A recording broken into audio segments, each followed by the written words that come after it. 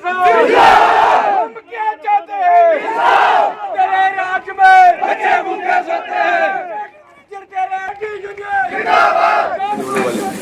इनकी सैलरीज नहीं मिली, इन लोगों की जगह यहाँ पे लगी, इन लोगों ने अपनी काट के सब कुछ जो है जिंदगी यहाँ पे दी होंगी, इन्होंने अपनी जगह इन इस प्रोजेक्ट के लिए दी नहीं किया कि जाके इस तरह के हालात देखे। ये भी मुझे अफसोस हुआ एडमिनिस्ट्रेशन पे, अगर जो भी आदमी कंसर्न अफसर है अगर उसने विजिट नहीं किया आज तक तो ये जो है ये बहुत बड़ी नाइंसाफ़ी है।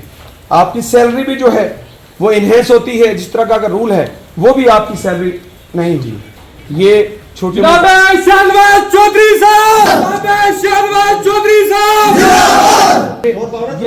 नहीं मेरा नारा मत लगाइए, डिजर्व नहीं करता हूँ, आप लोग डिजर्व करते हो, आप अपने मेरा नारा मत लगाइए। ये नारा जो है ये वर्कर यूनियन का लगाइए, वर्कर यूनियन जिंदाबाद। आप लोग हो तो हम हैं, आप नहीं है तो हम कुछ नहीं।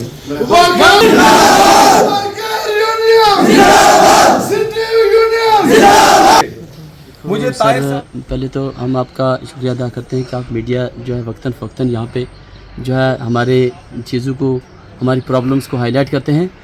देखा जाए तो ये एक दो चक्कर हम भी यहाँ पे पहले लगा चुके हैं।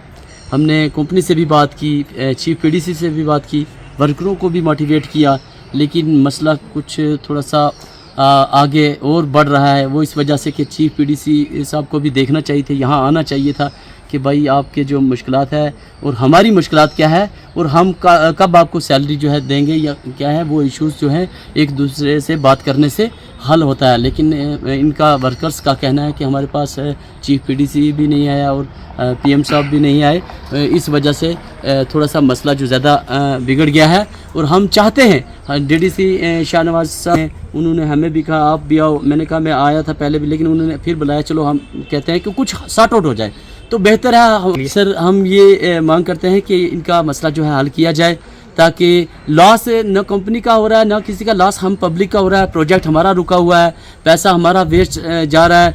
जो इनके सीनियर वर्कर्स हैं जैसे इंजीनियर्स वगैरह, उनको तो सैलरी मिलेगी बैठे बैठाए, लेकिन वर्कर्स बुनियादी रुकन हैं यहाँ के कंपनी के। ये काम करेंगे तो काम प्रोग्रेस होगा, काम होगा। और हमारा जो है ये हम रिक्वेस्ट करते हैं पीएम साहब से भी कि इनकी